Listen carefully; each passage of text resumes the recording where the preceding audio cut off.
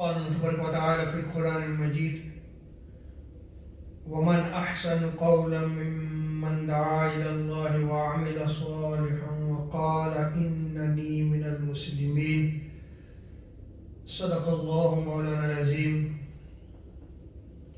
مولاي صل وسلم دائما أبدا على حبيبك خير خلق كلهم اللہ رب العزت کا بے پایہ لطف و کرم اور احسان عظیم ہے کہ جس نے ہمیں آج کی جمعۃ المبارک کی عظیم اور بابرکت محفل میں اکٹھی ہونے کی توفیق عطا فرمائی۔ سب سے بڑھ کر یہ کہ ہمیں دولت ایمان سے بہرامل فرمایا۔ آج ہمارا موضوع گفتگو اذان کے مسائل اور بالخصوص اذان کا جواب دینے کی فضیلت کے حوالے سے ہے۔ اللہ رب العزت نے قرآن مجید میں ارشاد فرمایا کہ جو اللہ کی طرف دعوت دیتا ہے اس سے اچھا قول کس کا ہو سکتا ہے، اور نیک اعمال کرے اور یہ کہے کہ میں مسلمانوں میں سے ہوں۔ اس آیت کریمہ میں اللہ رب العزت نے دین کی طرف دعوت دینے والوں کا ذکر کیا ہے، جو اللہ کی طرف بلانے والے ہیں ان کا ذکر کیا ہے۔ سب سے اچھا قول یہ ہے کہ بندہ مومن دعوت اللہ کا فریضہ سر انجام دے، یعنی وہ دائی بن جائے، اللہ تبارک و تعالی کی طرف بلانے والا بن جائے۔ دعوت اللہ ایک ایسا فریضہ ہے جو اللہ رب العزت کو بڑا ہی محبوب ہے، بڑا ہی پسند ہے۔ اسی لیے اللہ رب العزت نے اس آیت کریمہ میں ارشاد فرمایا کہ اس سے اچھا قول کس کا ہے جو دعوت اللہ کا فریضہ سر انجام دیتا ہے۔ یہاں یہ یاد رکھ لیں کہ دعوت اللہ کی اس کے کئی درجات ہیں۔ اللہ تبارک و تعالیٰ کے دین کی طرف بلانے والوں کے درجات ہیں۔ پہلا درجہ انبیاء کرام علیہ السلام کا ہے،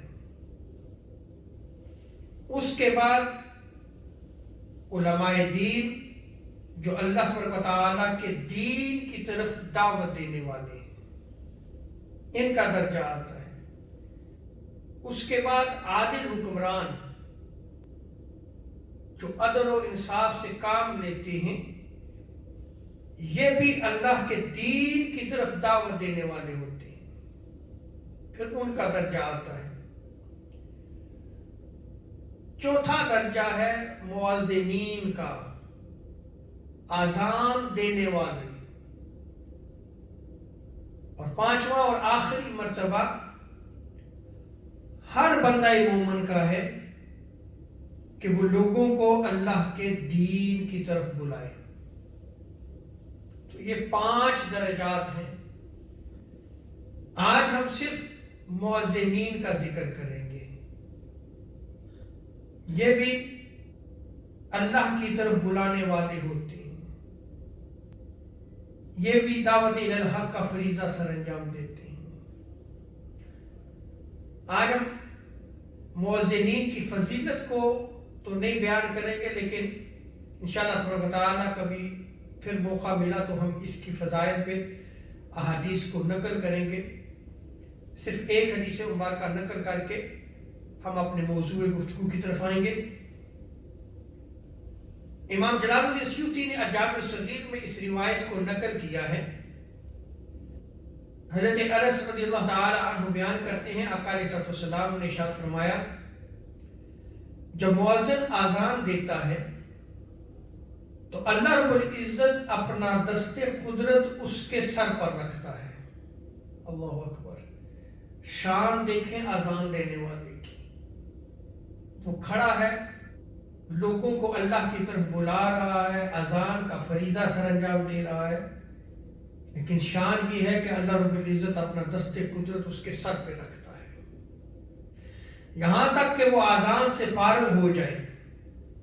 جب وہ اذان سے فارغ ہو جاتا ہے تو اللہ تبارک و تعالیٰ اس کے گناہوں کو معاف کر دیتا ہے، اس کی مغفرت کر دی جاتی ہے۔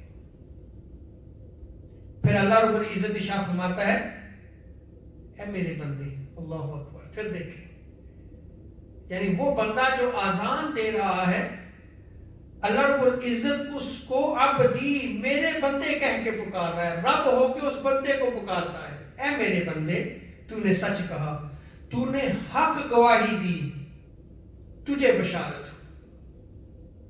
تو دیکھیں اس حدیث مبارکہ میں جو مؤذنین ہیں، اذان دینے والے ہیں، ان کی کیا فضیلت ہے، ان کا کیا مقام و مرتبہ ہے۔ سو اذان دینے والے بھی اللہ تبارک و تعالیٰ کی طرف دعوت دینے والے ہوتے ہیں، یہ اللہ کی طرف بلانے والے ہوتے ہیں۔ اذان کے جواب کی فضیلت، یعنی جب اذان ہو رہی ہو، ندا دینے والا، پکارنے والا پکار رہا ہو کہ اللہ کی طرف آؤ، دعوت دے رہا ہے، تو اس کا جواب بھی دینا چاہیے۔ صحیح مسلم کی روایت میں آتا ہے، حضرت سعد بن ابی وقاص رضی اللہ تعالی عنہ اس روایت کو نقل فرماتے ہیں، آقا علیہ الصلوۃ والسلام نے ارشاد فرمایا کہ جب مؤذن اذان دے تو تم اس کی اذان کو سنو اور پھر یہ کہو، اشہد ان لا الہ الا اللہ وحدہ لا شریک لہ وان محمدا عبدہ ورسولہ، رضیت باللہ ربا وبمحمد رسولا وبالاسلام دینا۔ اس کی اذان کو سنو، اس کا جواب دو، اور اس کے بعد اگر تم یہ کہتے ہو کہ میں گواہی دیتا ہوں کہ کوئی معبود نہیں سوائے اللہ کے، وہ وحدہ لا شریک ہے، اور بے شک محمد صلی اللہ علیہ وسلم اس کے بندے اور اس کے رسول ہیں، اور میں اللہ کے رب ہونے پہ راضی ہوا اور محمد صلی اللہ علیہ وسلم کی رسالت پہ راضی ہوا اور دین اسلام پہ راضی ہوا۔ آقا علیہ السلام جب فرماتے ہیں کہ یہ الفاظ کہتا ہے غفر لہ ذنبہ، تو اس کے رب تعالی گناہ معاف فرما دیتا ہے۔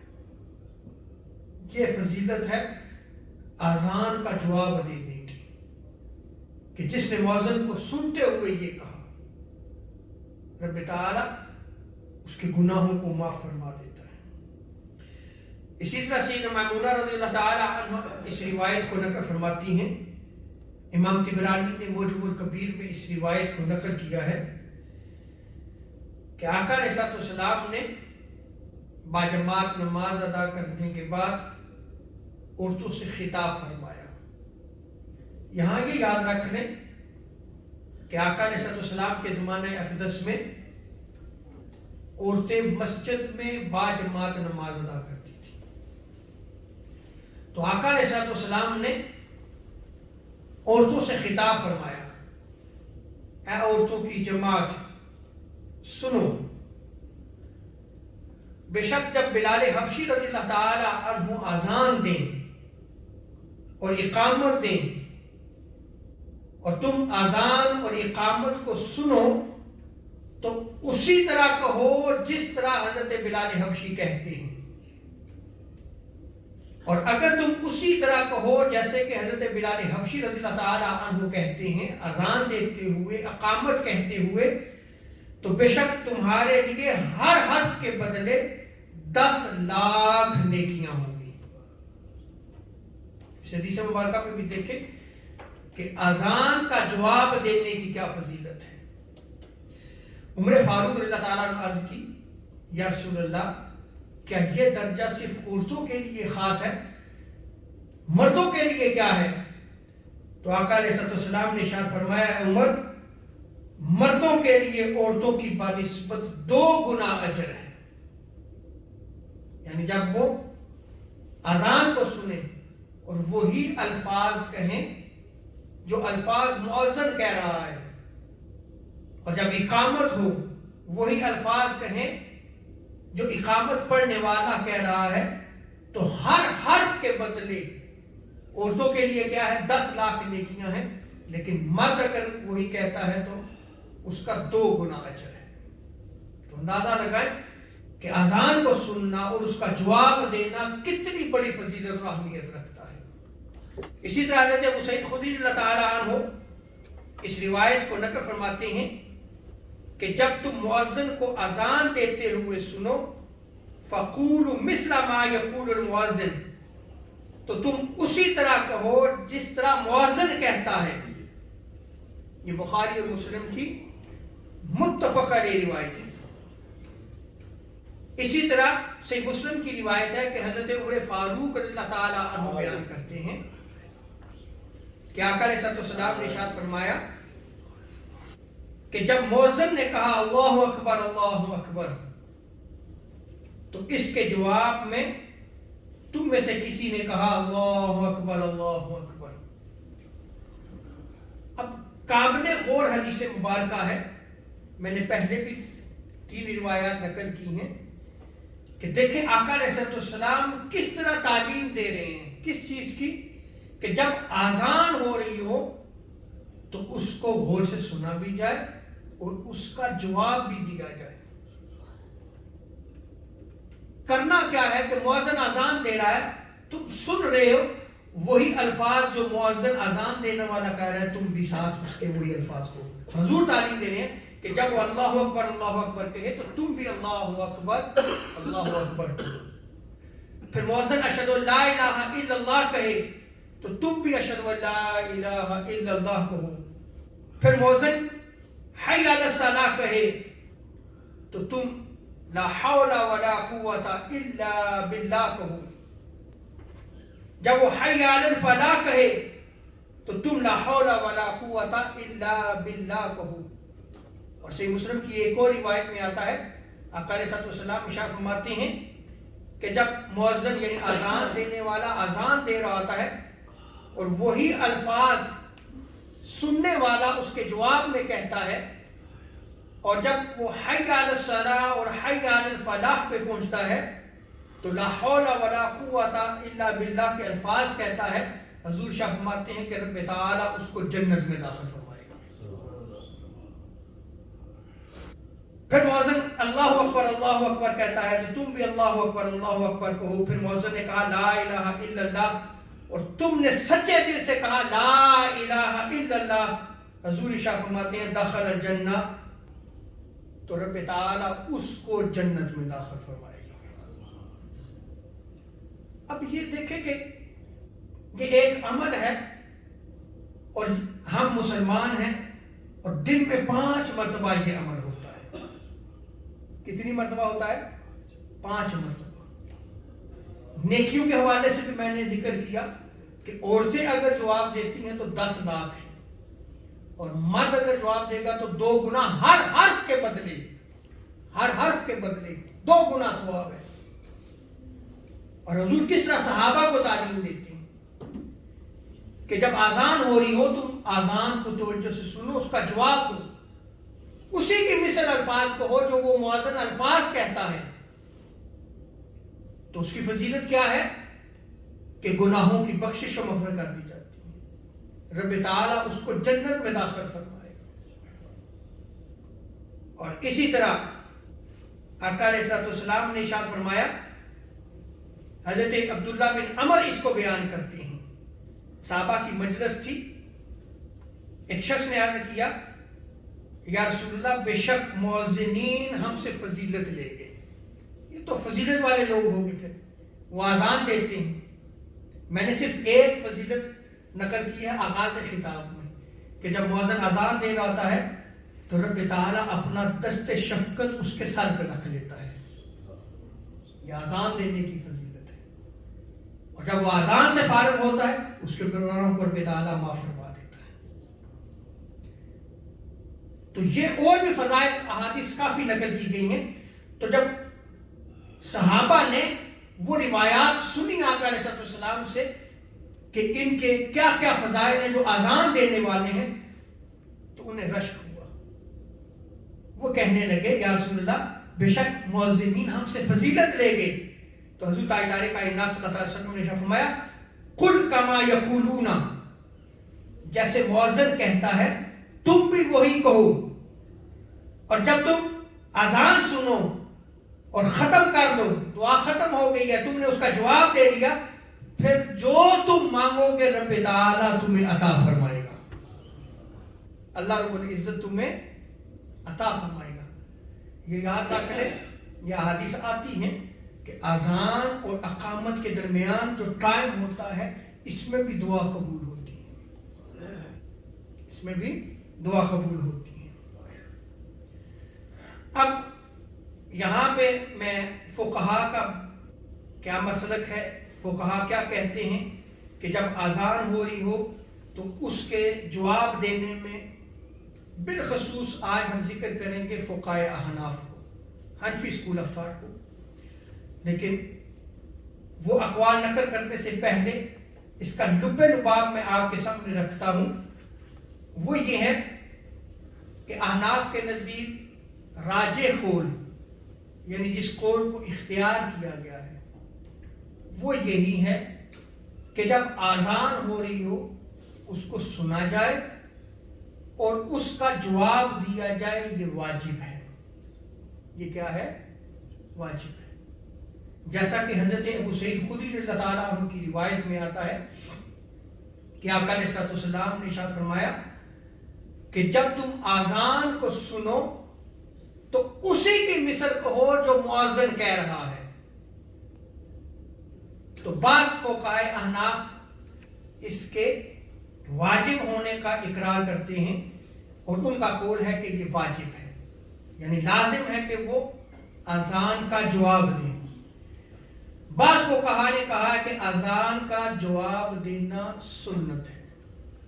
بعض فقہا نے یہ بھی کہا ہے کہ زبان سے اذان کا جواب دینا مستحب ہے لیکن عملی جواب واجب ہے. عملی جواب کیا ہے؟ اذان ہو رہی ہے، اللہ کی طرف بلایا جا رہا ہے، آپ کے پاس اگر وقت ہے اور آپ جو ہے وہ اس دعوت کی طرف نہ آئیں، یہ تو واجب ہو گیا آپ پہ. آپ آئیں اور نماز ادا کریں. کہتے ہیں کہ عملی جواب دینا اس کا کیا ہے؟ واجب ہے، کیونکہ اسے دعوت دی گئی ہے، اللہ کی طرف بلایا گیا ہے اس کو. اور بعض فقہا نے یہ بھی لکھا ہے کہ مؤذن کا جواب دینے میں فضیلت ہے. مؤذن اذان دے رہا ہے تو اس کا جواب دینے میں کیا ہے؟ فضیلت ہے، جیسے میں نے ابھی آپ کے سامنے روایات نقل کی. لیکن راجح قول کیا ہے کہ اس کا جواب دینا واجب ہے. اب جب اذان ہو رہی ہو تو اس وقت اگر بندہ تلاوت قرآن مجید کر رہا ہے تو اپنی تلاوت کو روک دے گا، اذان کو سنے، اس کا جواب دے گا. بعض فقہا نے بیان کیا ہے کہ اگر وہ مسجد میں ہے اور مسجد میں اگر اذان ہو رہی ہے تو وہ اگر تلاوت پہلے ہی کر رہا تھا تو اپنی تلاوت کو جاری رکھے، لیکن بہتر یہ ہے کہ وہ رک جائے اور مؤذن اذان دے رہا ہے اس اذان کو سنے اور اس کا جواب دے. اور یہاں یہ یاد رکھ لیں، یہ کلیئر کر لیں، ایک ہے موبائل پہ اذان ہوتی ہے جیسے ریکارڈڈ اذان ہوتی ہیں، یہ اس کا مسئلہ نہیں ہے.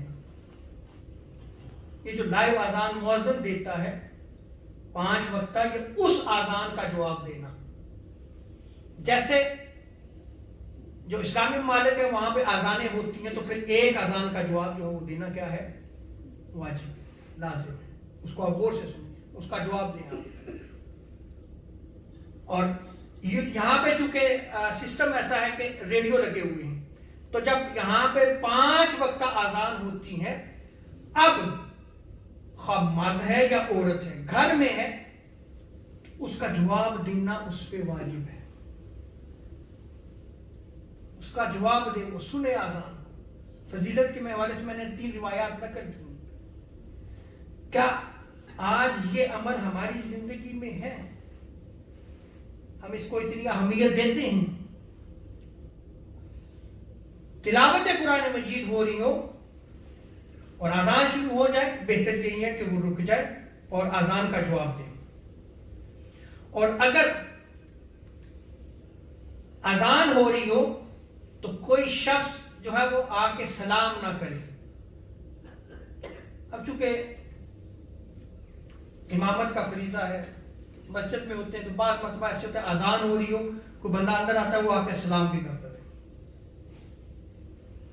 हालांकि अजान हो रही है, सलाम नहीं कर सकते आप अजान सुने उसका जवाब दें, और ना ही उस सलाम करने वाले का जवाब देना चाहिए। कब? जब अजान हो रही है। और इसी तरह फुक़हा ने बयान किया है कि अगर अजान हो रही हो तो रुक जाए। ये अजान का क्या है? अदब है, रुक जाए, उसे सुने। बेहतर है कि रुक कर उसका जवाब दे। अदब देखें कैसा है। और ये हमारे फुक़हा ने अपनी कुतब में इनको बयान किया है। इसीलिए हजरत अब्दुल्लाह इब्न मसूद रज़ियल्लाहु ताला अन्हु बयान करते हैं कि 4 अमूर जुल्म है, 4 चीजें जुल्म है। पहली चीज है खड़े होकर पेशाब करना। अच्छा, उज़र है तो आप खड़े होकर पेशाब कर सकते हैं, बिला उज़र आप खड़े होकर पेशाब नहीं कर सकते। तो खड़े होकर पेशाब करना क्या है? जुल्म है। बंदे का नमाज पढ़ना इस हाल में कि लोग उसके आगे से गुजर रहे हैं। अब ये हज़रत अब्दुल्लाह इब्न मसूद फरमाते हैं कि ये जुल्म है। और हमारे यहाँ ये बहुत ज्यादा पाया जाता है। ये जैसे मस्जिद का ये दरवाजा है, दरवाजे पे खड़े होकर हम नमाज शुरू कर देंगे। आए मस्जिद में जहां सब जगह मिली दरमियान में रास्ते में, तो खड़े होकर वही नमाज पढ़ना शुरू कर देंगे। हालांकि अदब क्या सिखाया गया? आप आए तो अगली सफ को पहले मुकम्मल करो, पिछली सफे बाद में मुकम्मल करो। आए हो तो आप पहली सफ में खड़े हो और उस सफ में खड़े होकर सुन्नत अदा करें। लेकिन हम क्या करते हैं? रास्ते में खड़े हो जाते हैं और वही नमाज पढ़ना शुरू कर देते हैं। हजरत अब्दुल्लाह इब्न मसूद सहाबी रसूल आप क्या फरमाते हैं कि ये जुल्म है।